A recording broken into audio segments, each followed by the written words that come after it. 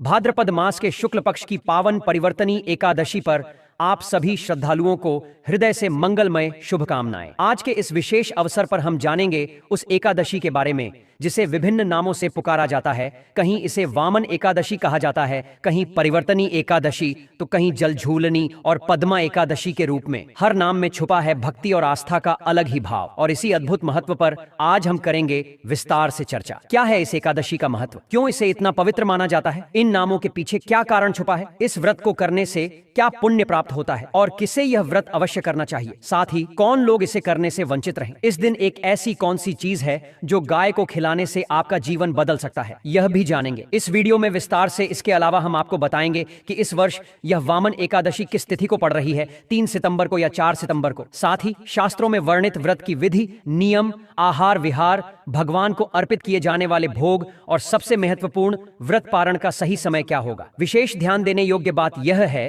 कि अन्य एकादशियों की तरह इस व्रत का पारण अगले दिन सूर्योदय के तुरंत बाद नहीं किया जाता। तो आखिर इस बार पारण कब होगा और क्यों, इन सभी प्रश्नों का उत्तर आपको इसी वीडियो में विस्तार से मिलेगा। इस प्रकार से आने वाली इस एकादशी के बारे में संपूर्ण जानकारी आपको इस वीडियो के माध्यम से प्रदान की जाएगी। विधियां बताई जाएंगी और महत्व बताया जाएगा। आपसे निवेदन है कि वीडियो यदि थोड़ा सा भी उपयोगी लगे तो कृपया एक बार लाइक अवश्य कर दीजिएगा। भगवान नारायण की कृपा प्राप्त करने के लिए कमेंट बॉक्स में अवश्य लिखिएगा जय श्री हरि या ओम नमो भगवते वासुदेवाय। चातुर्मास है, चातुर्मास की एकादशी पर यह मंत्र जितने लिखे जाएंगे उतना कल्याण होगा, तो अवश्य लिखिए और लिखते जाइए। आइए जानकारी आरंभ करते हैं। बात करते हैं आने वाली एकादशी की। प्रिय भक्तों, भादों का महीना चल रहा है। भादों के महीने में शुक्ल पक्ष की जो एकादशी है यह चातुर्मास का मध्यांतरण है। मध्यांतरण से अभिप्राय है कि अब आधा चातुर्मास पूर्ण हो चुका है। 4 माह का होता है चातुर्मास, तो अब 2 महीने पूरे हो गए हैं। जब मध्यांतर आ जाता है तो जगत के पालनहार जो क्षीर सागर में विश्राम कर रहे हैं वह करवट बदलते हैं, इसीलिए इसे परिवर्तनी एकादशी कहा जाता है। इस दिन भगवान विष्णु अपनी सोने की अवस्था में परिवर्तन करने का भी आ रहा है, करते हैं। इसे वामन एकादशी भी कहा जाता है क्योंकि इसी दिन भगवान नारायण वामन रूप धारण करके और राजा बलि का उद्धार किया था, देवताओं का उद्धार किया था, इस सृष्टि को राजा बलि के प्रकोप से बचाया था। राजा बलि बहुत धर्मात्मा राजा थे। यद्यपि वह राक्षस थे परंतु उनका कुल कुछ ऐसा था कि वह भगवान श्री हरि के परम भक्त थे। अब राक्षस होने के नाते देवगण उनसे सदा त्रस्त रहते थे, देवताओं को वह बिल्कुल प्रिय नहीं थे। राजा बलि ने इंद्रलोक पर अपना राजकाज स्थापित कर लिया था, बड़े बलशाली थे वह। तब भगवान विष्णु ने वामन रूप धारण करके और उनसे सृष्टि को छुटकारा दिलाया था, इसलिए इसे वामन एकादशी कहा जाता है। इसका वर्णन एकादशी की जो कथा आप सुनेंगे ना, उसमें भी आएगा। यह जो एकादशी है, इस एकादशी पर पूजन का विशेष विधान है। को मुख्य रूप से जो लोग मुक्ति चाहते हैं, प्रभु का धाम चाहते हैं, उन्हें अवश्य करना चाहिए। मुक्ति के उद्देश्य से यदि संकल्पित होकर इस व्रत को किया जाए तो निश्चित ही व्यक्ति का जीवन पूर्ण हो जाता है और वह दोबारा इस पृथ्वी पर नहीं आता, भगवान के परम धाम को प्राप्त करता है और जब तक जीता है वह सभी सुखों को प्राप्त करता है। इस एकादशी के दिन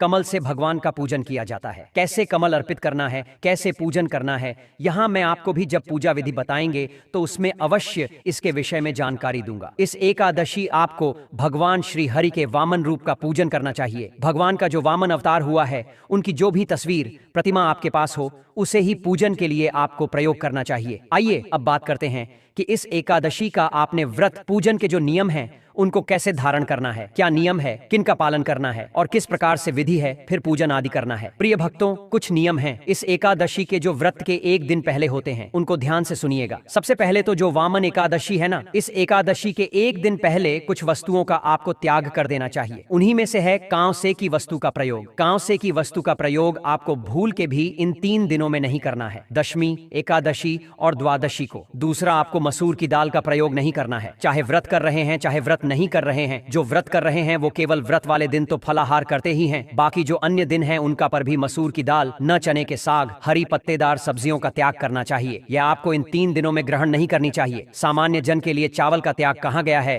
ये चावल एकादशी के दिन नहीं खाने चाहिए। 3 दिन का त्याग नहीं है, पर मैं आपको अभी बता दूं कि इस एकादशी पर चावल के दान का बड़ा महत्व है। खाना नहीं है पर दान का महत्व है। इस दिन आपको चावल दान करने चाहिए। आगे मैं दान की कुछ और वस्तु भी बताऊंगा जो इस एकादशी पर दान की जानी चाहिए। इसके अलावा यह भी जान लीजिए कि गाय को क्या खिला सकते हैं जिससे आपका जीवन बदल सकता है। इसमें शामिल है गाय को हरा चारा, ताजी रोटी या ज्योति पर गुड़ रखकर खिला सकते हैं। इससे हमारे जीवन के सभी दोष मुक्त होते हैं और हमें अपने जीवन में सफलता मिलती है। हमारे सभी प्रकार के दोष नष्ट हो जाते हैं। दोस्तों, आपको इस तिथि के दिन ही शहद का त्याग कर देना है। शहद मधु अर्क कहते हैं। मधु जो अर्क है उसको आपको भूल के भी इन 3 दिनों में प्रयोग नहीं करना है। भगवान श्री हरि विष्णु का जब पूजन करेंगे उसके लिए जो पंचामृत बनाएंगे उसमें भी शहद नहीं डालेंगे, इसका ध्यान रखिएगा। इसके अतिरिक्त लहसुन, प्याज आदि का त्याग व्रत के 1 दिन पहले ही कहा गया है। आपको दशमी तिथि को ही त्याग कर देना चाहिए। यदि आप मांस मदिरा का सेवन करते हैं, कि प्रभु भक्त हैं जो मांस मदिरा तो सेवन करते हैं पर एकादशी का व्रत भी करते हैं, तो ऐसे जो भी लोग हैं वह मांस मदिरा का त्याग भी 1 दिन पहले ही करेंगे। ऐसा नहीं कि आज मांस मदिरा खाए और कल व्रत कर लें,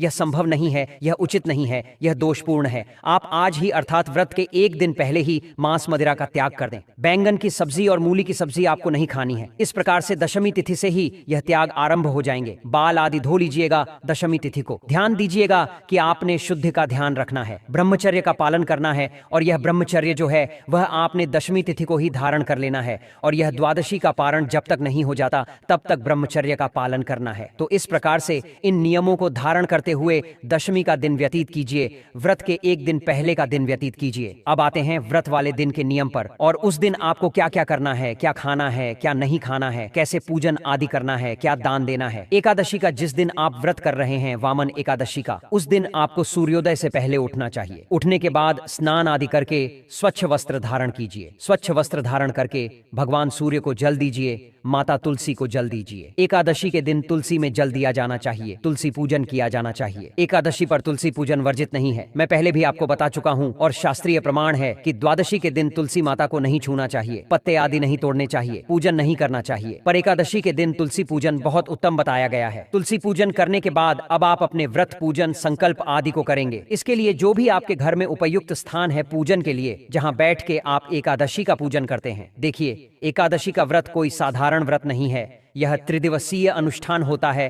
3 दिन का होता है। इसके 3 दिन के नियमों का नतीजा, नियम दशमी तिथि से आरंभ होते हैं, एकादशी को पालित होते हैं, द्वादशी को पालन तक मान्य होते हैं। तो एकादशी के दिन अब आपने भगवान की करनी है स्थापना, भगवान की स्थापना करनी है और पूजन करना है। तो जो भी पूजा के लिए सही स्थान है आपके घर में, वहां पर आप उत्तर दिशा की ओर आसन लगा के और सारी सामग्री एकत्र करके बैठ जाइए। अब बात आती है सामग्री क्या चाहिए आपको। सामग्री के रूप में भगवान के वामन रूप की कोई तस्वीर या प्रतिमा आपके पास है, वह लीजिए जिसका आप करेंगे। इसके अतिरिक्त उनको स्थापित करने के लिए चौकी आदि नहीं सकते, आपके पास होगी, चौकी लीजिए। चौकी पर बिछाने के लिए पीला या लाल वस्त्र ले लीजिए। रोली, मौली, पान, सुपारी, लौंग, इलायची, धूप, दीप, नैवेद्य, फूल, फूलों की माला, कमल अवश्य लीजिएगा इस एकादशी। और भगवान को कमल से अवश्य पूजित करना है। और दूर्वा, दूर्वा आपको अवश्य लेनी है। मैंने आपको पहले भी बताया है दूर्वा की आवश्यकता क्यों होती है, आगे पूजा विधि में विस्तार से फिर समझा दूंगा। होती है जो गणेश जी को अर्पित करते हैं। आप बुधवार को दूर्वा घास वह लीजिएगा, जनेऊ लीजिएगा भगवान को अर्पित करने के लिए, इत्र ले लीजिएगा। पंचामृत बनाने के लिए कच्चा दूध,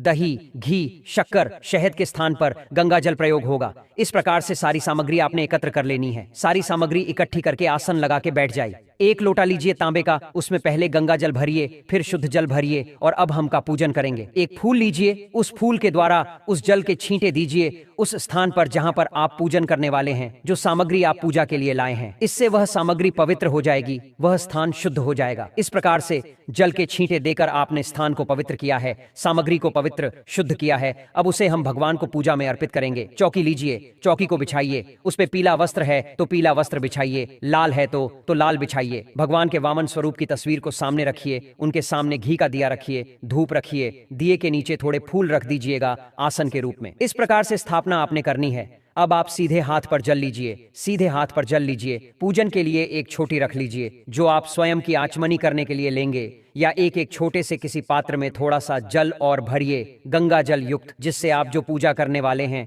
वह जल आचमनी करेंगे। तांबे के लोटे में जो जल भरवाया हमने वह भगवान की पूजा के लिए है। एक स्वयं की आचमनी के लिए भी एक छोटा पात्र रखिए, उसमें गंगा जल युक्त जल रखिए, उसमें से 1 चम्मच जल अपने सीधे हाथ में लीजिए, हाथ धो लीजिए। हाथ धोने के बाद अब आप जल आचमनी करेंगे। एक मंत्र पर 1 चम्मच जल ग्रहण करेंगे। जो पूजा करने हैं उसको पूजा के लिए और भगवान की पूजा के लिए योग्य होना होता है, यह उसकी एक प्रक्रिया दिया है। एक मंत्र पर 1 चम्मच जल सीधे हाथ में लीजिएगा और पी जाइएगा। ओम केशवाय नमः जल लीजिए, पी जाइए। ओम नारायणाय नमः जल लीजिए, पी जाइए। जल लीजिए और हाथ धो लीजिए। अपने आप को तिलक कीजिए, मौली बांधिए। बाकी पारिवारिक जन बैठकर पूजन कर रहे हैं तो उन्हें भी तिलक कीजिए, मौली बांधिए। अब आप पूजन के लिए तैयार हैं। सामने रखिए, दिए को जला दीजिए, धूप को भी जला लीजिए। व्रत, पूजन, संकल्प सबसे पहले कीजिए। संकल्प करने के लिए सीधे हाथ पे जल लीजिए। 1 रुपए का सिक्का दक्षिणा के रूप में कम से कम रखिए, अधिक जो भी रखना चाहे वह रख सकते हैं। 3 बार बोलिए ओम श्री विष्णु, ओम श्री विष्णु, ओम श्री विष्णु। अपना नाम, अपना गोत्र, जिस स्थान पर बैठकर संकल्प कर रहे हैं वहां का मकान नंबर, क्षेत्र का नाम, शहर का नाम, आयु, आरोग्य प्राप्ति। भगवान श्री हरि विष्णु एकादशी, परिवर्तनी एकादशी व्रत, श्री विष्णु और वह संकल्प भगवान के चरणों में अर्पित कर दीजिए। भगवान को संकल्प अर्पित कर दीजिए। संकल्प अर्पित करने के बाद अब आप पूजन आरंभ करेंगे। सबसे पहले को आप आसन प्रदान करेंगे। आसन के रूप में पुष्प अर्पित कीजिएगा। 5 फूल अपने हाथ में ले लीजिए और वह भगवान को आसन के रूप में निवेदित कीजिए कि हे परमेश्वर, यह पुष्प हम आपको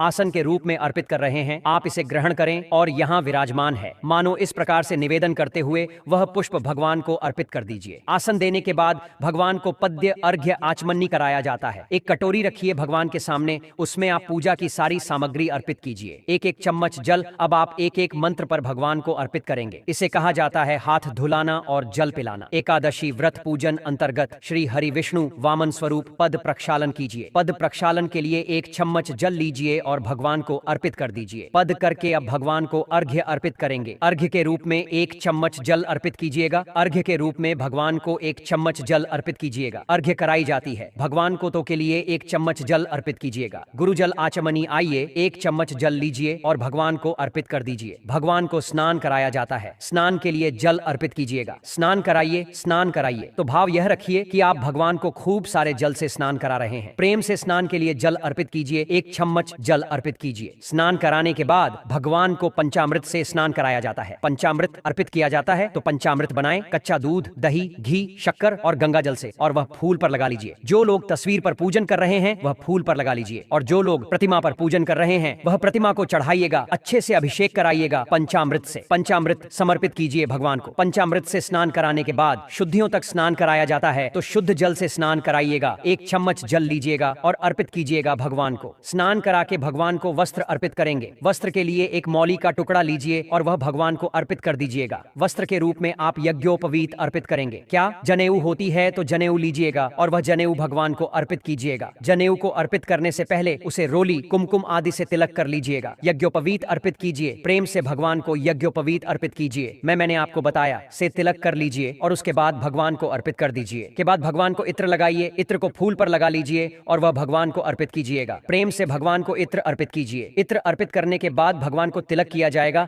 आदि से तिलक कीजिएगा। प्रेम से भगवान को तिलक कीजिए। तिलक करके और भगवान को फूलों की माला पहनाएंगे। फूलों की माला है, माला पहनाइएगा। पुष्प हो तो पुष्प अर्पित कीजिएगा। ओम नारायण नमः पुष्पम समर्पण माल्यार्पण। भगवान को प्रेम से माला पहनाइए, माला अर्पित कीजिए, और फूल है तो फूल कीजिए। और अब आप विशेष रूप से कमल दल अर्पित कीजिएगा। कमल दल हाथ में लीजिए। भगवान नारायण से प्रार्थना कीजिए। आपकी कोई मनोकामना है तो वह मनोकामना बोलिए और उसके बाद यह पुष्प अर्पित कीजिएगा। नारायण नमः श्री वामन रूपाय नमः परिवर्तनीय एकादशी पूजन अंतर्गत श्री वामन भगवान प्रेम से भगवान को कमल दल अर्पित कीजिए। कमल दल अर्पित करने के बाद भगवान को धूप दिखाइए और दीप दिखाइए। धूप दिखाने के बाद भगवान को दीप दिखाइएगा। धूप दिखाइए, दीप दिखाइए और अर्पित कीजिए। भगवान को नैवेद्य के रूप में आपके पास मिठाई है तो मिठाई अर्पित कीजिएगा। मिठाई न हो तो आप फल चढ़ा दीजिएगा। फल अन्यथा मिश्री ले लीजिएगा। अब भगवान को प्रेम से जल आचमनी कराइए। 1 चम्मच जल लीजिए और अर्पित कीजिए नमक। प्रेम से जल आचमनी कराइए। जल आचमनी कराने के बाद आपको दूर्वा, जो हमने आपको बताई थी कि दूर्वा आपको अर्पित करनी है, दूर्वा लीजिए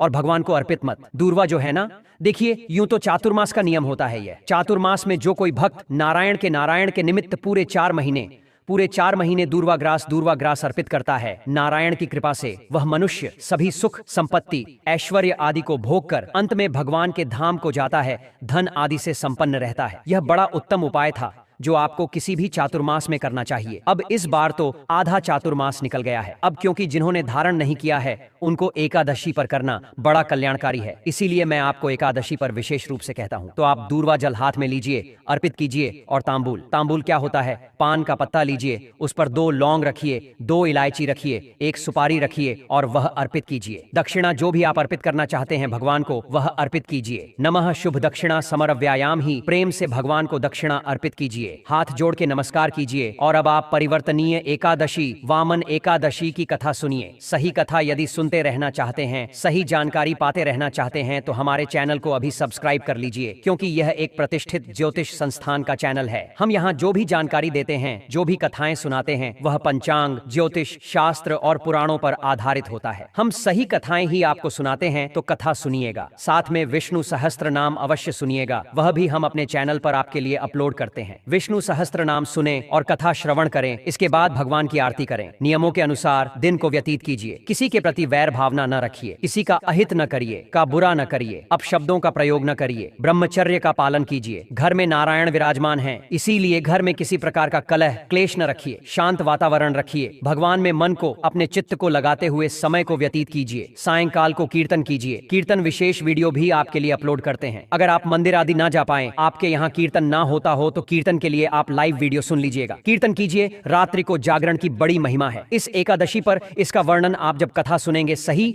तो उस कथा में भी आप सुन पाएंगे। बहुत सारी जानकारियां हैं जो इस कथा के अंदर है, इसलिए आप ध्यान से कथा सुनिएगा, सही कथा सुनिएगा। एकादशी के व्रत में आपको अन्न ग्रहण नहीं करना है। आपको इस एकादशी के व्रत में नमक और मिर्च का पूर्ण रूप से परहेज है। कुछ प्रांतों में काली मिर्च और जो सेंधा नमक आता है, व्रत वाला वह नमक खा लिया जाता है, तो आपके यहाँ चलता है, आप खा सकते हैं उसको। परंतु जो साधारण नमक है, वह नमक, सामान्य नमक और जो लाल मिर्च है, उसका प्रयोग पूर्ण रूप से वर्जित है। अन्न का प्रयोग पूर्ण रूप से वर्जित है। फलाहार ही करना चाहिए। प्रयास करके फलाहार करके ही करें। कुछ लोग निर्जला रहते हैं इस एकादशी को, यह आपके शारीरिक क्षमता पर है। अगर आप शारीरिक रूप से सक्षम हैं तो आप निर्जल रह सकते हैं, अन्यथा आप जल पीते हुए भी इस एकादशी का व्रत कर सकते हैं। सायंकाल को फलाहार कीजिए और अगले दिन इसका पारण होगा। पारण का ध्यान दीजिएगा। इस बार की पारण जो है वह सुबह सुबह नहीं होगा, क्योंकि इस बार एकादशी देर से समाप्त हो रही है। अब बात कर लेते हैं कि एकादशी का व्रत कब करना है। आइए बात करते हैं कि एकादशी का व्रत पूजन आपने कब करना है और पारण कब करना है। तो यह जो एकादशी है, एकादशी तिथि की शुरुआत हो रही है 3 सितंबर को सुबह 3:53 पर और यह समाप्त होगी 4 सितंबर को सुबह 4:21 पर। ऐसे में सूर्य के मुख से एकादशी रहेगी 3 सितंबर को और द्वादशी वेधा भी हो जाएगी यह, क्योंकि व्रत पूर्ण होने से पहले द्वादशी तो आ ही जानी है। दूसरा, इस दिन दशमी का जो दोष होता है ना, वह भी निकल गया होगा। यदि सूर्योदय से 1.5 घंटे पहले भी दशमी होती है तो भी इस दिन व्रत नहीं किया जाना चाहिए, परंतु जो दशमी तिथि है वह 2.5-3 घंटे पहले ही समाप्त हो गई होगी। इसलिए व्रत करना उत्तम रहेगा कि 3 को व्रत कीजिए, सर्वोत्तम व्रत है। 4 सितंबर को पारण कीजिएगा। 10 बजे के बाद का पारण का समय रहेगा। बाकी विस्तृत रूप से हम पारण के वीडियो में आपको अवश्य ही समझा देंगे। अगर पारण के शुभ मुहूर्त की बात करें तो वह रहेगा दोपहर को 1:36 से शाम को 4:07 तक। पूजन के लिए समय रहेगा सूर्योदय से लेकर और 9:30 तक। उत्तम समय है। ये थी जानकारी आने वाली एकादशी के विषय में। जानकारी थोड़ी भी अच्छी लगी हो, लाइक अवश्य कीजिएगा। कमेंट बॉक्स में लिखिएगा जय श्री हरि। कुछ पूछना चाहते हैं तो कमेंट के माध्यम से पूछ सकते हैं। धन्यवाद।